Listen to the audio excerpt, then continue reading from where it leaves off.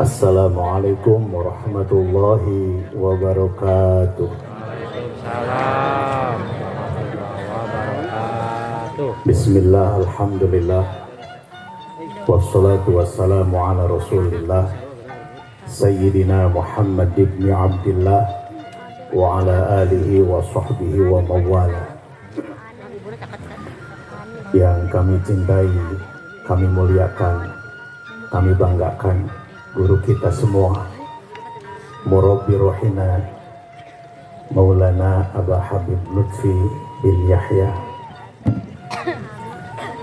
Bapak Bupati yang saya hormati, Bapak Wakil Bupati, Bapak Sekda dan seluruh hadirin yang mohon maaf saya tidak bisa menyebutkan satu persatu.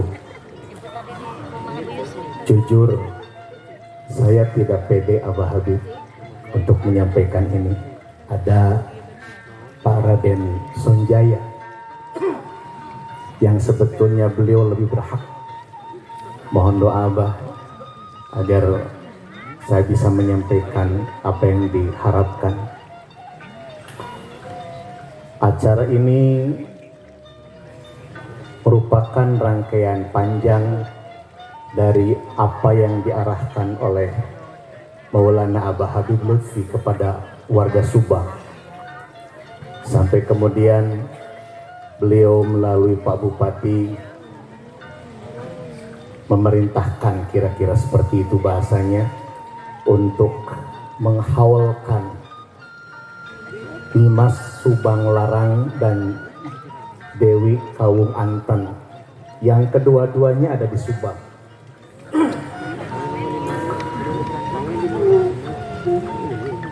Tetapi beliau tidak lepas memberikan tarbiyah kepada kita bahwa sebelum haul itu dilaksanakan ada tahapan-tahapan yang harus dilakukan. Salah satunya adalah sebelum haul itu dilaksanakan, yang pertama agar Pak Bupati beserta seluruh kiai atau para kiai di Subang berziarah ke makam Syekh Kuro, dan itu sudah dilakukan. Kemudian bersurat kepada Kesultanan Cirebon dan Kesultanan Banten sebagai adab dan etika, karena memang berbicara Nimas Subang Larang dan Nyi Kawung Anten tidak lepas dari Kesultanan Cirebon dan Kesultanan Banten. Kalau bapak-bapak dan ibu-ibu lihat, di situ ada tulisan silsilah. Berawal dari salah satu raja di kerajaan Sunda. Pajajaran belum ada. Mohon maaf Abah, tolong dikoreksi kalau salah. Namanya adalah Prabu Linggabuana Wisesa. Kalau para bapak pernah mendengar ada istilah perang bubat, kalau kita dulu baca buku sejarah, perang bubat itu adalah antara kerajaan Majapahit dengan Pajajaran. Majapahitnya sudah ada, Pajajarannya belum ada. Waktu itu baru kerajaan Sunda, rajanya adalah Prabu Linggabuana Wisesa. Prabu Linggabuana Wisesa punya anak dua. Yang pertama Dewi Citra Resmi Diah Pitaloka, yang dalam sejarah hendak dinikahi oleh Prabu Hayam Wuruk dari Majapahit. Kemudian sampai terjadi peristiwa bubat, perang bubat, yang tentu ini akan panjang diceritakan. Yang kedua, putranya adalah Niskala Wastu Kencana. Niskala Wastu Kencana inilah yang kemudian melahirkan beberapa tokoh. Kalau yang tercatat di Pak Raden Sonjaya itu, yang pertama adalah Susuk Tunggal, yang kedua adalah Dewa Niskala, kemudian yang ketiga adalah Ki Gedeng Kasih, dan yang keempat adalah Ki Gedeng Tapa. Itu versinya riwayatnya Pak Sonjaya. Tetapi riwayat yang lain bahwa Ki Gedeng Tapa itu adalah putra daripada Ki Gedeng Kasmaya. Wallahu alam, nanti Abah yang akan meluruskan. Karena berbicara sejarah tidak lepas dari riwayat. Maka kalau seandainya kita melihat dari Ki Gedeng Tapa inilah kemudian terlahir seorang putri yang lahir tanggal berapa Pak Sonyi? 2 ya? 14 Agustus 1402. Walaupun ada yang berpendapat lahirnya adalah tahun 1404. Tetapi Pak Sonjaya punya gambaran bahwa beliau lahirnya di Agustus 1402. Logis, karena kenapa Abah Maulana Habib meminta kami semua untuk berziarah ke Syekh Kuro?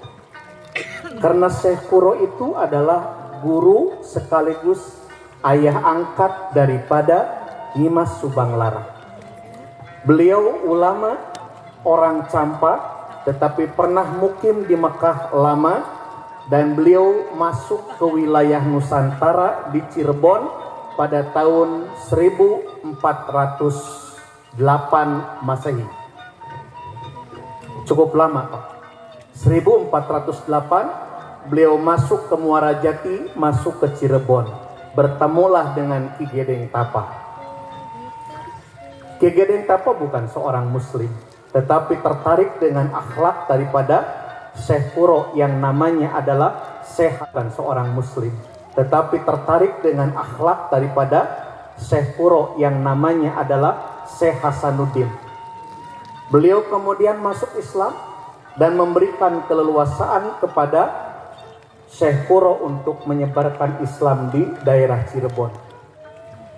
Kalau seandainya Nyimas Subang Larang dilahirkan tahun 1402, jikalau Syekh Kuro datang tahun 1408, berarti Nyimas Subang Larang saat itu usianya baru 6 tahun.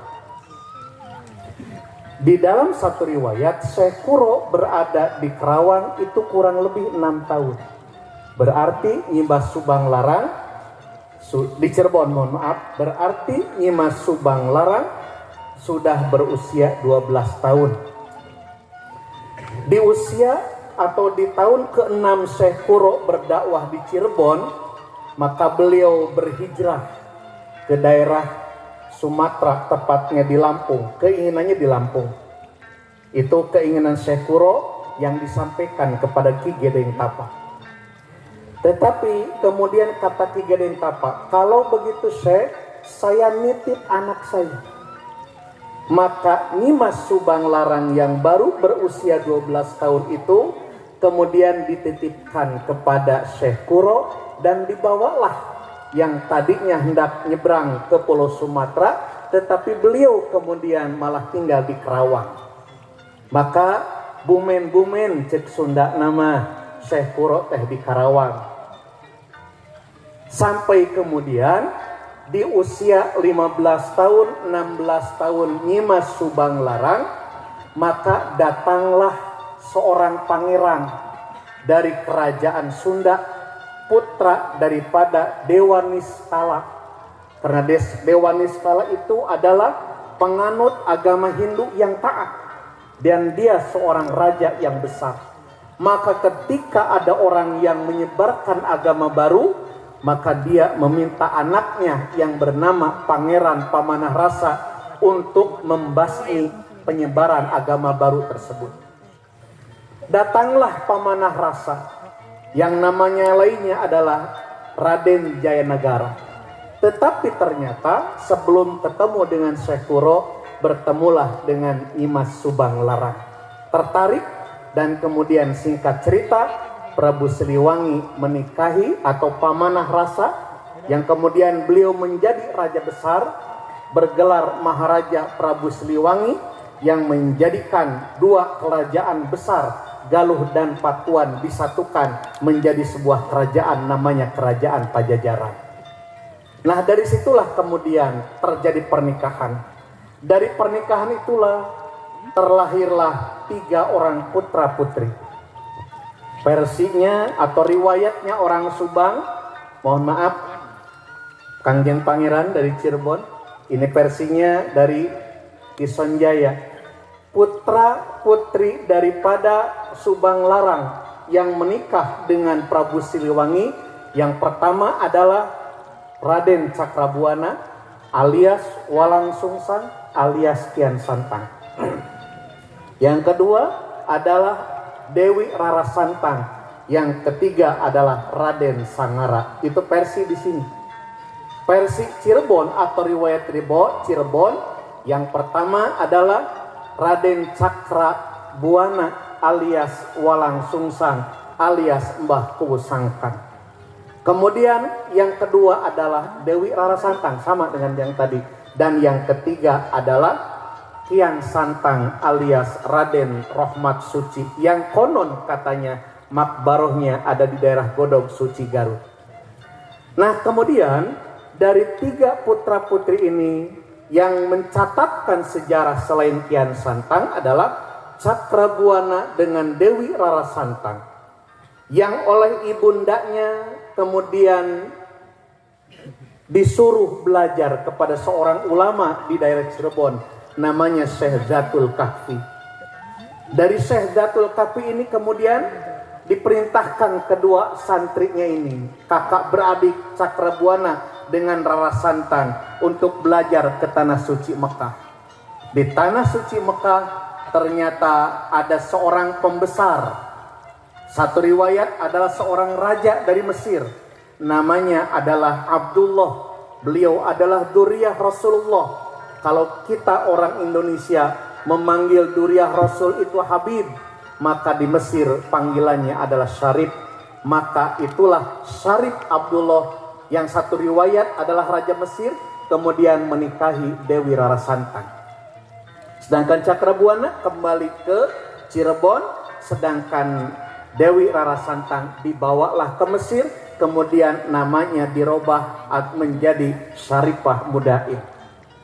Dari pernikahan antara Syarif Abdullah dengan Dewi Rara Santang, maka lahirlah 2 orang laki-laki.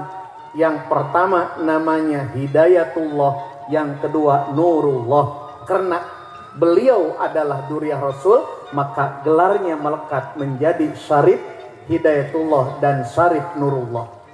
Syarif Nurullah kemudian menggantikan peranan bapaknya Syarif Abdullah menjadi raja, sedangkan kakaknya Syarif Hidayatullah justru berkeinginan kembali ke tempat kediaman atau tanah kelahiran ibundanya. Maka pulanglah Syarif Hidayatullah dengan ibundanya Rara Santang ke tanah Cirebon. Kemudian berdakwahlah Syarif Hidayatullah di daerah Cirebon, dan kemudian sampai hari ini kita mengenal sosok Syarif Hidayatullah itu sebagai salah satu wali songo yang bergelar Sunan Gunung Jati. Beliau ternyata banyak memiliki istri, tetapi hanya beberapa orang yang punya keturunan.